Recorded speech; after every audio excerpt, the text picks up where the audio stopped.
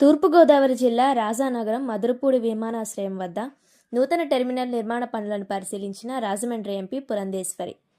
నిన్న పాక్షికంగా కూలిన నూతన టెర్మినల్ ప్రాంతాన్ని పురంధేశ్వరి పరిశీలించారు. అధికారులకు నాణ్యతపరమైన బాధ్యతలు తీసుకోవాలని పురంధేశ్వరి సూచించారు.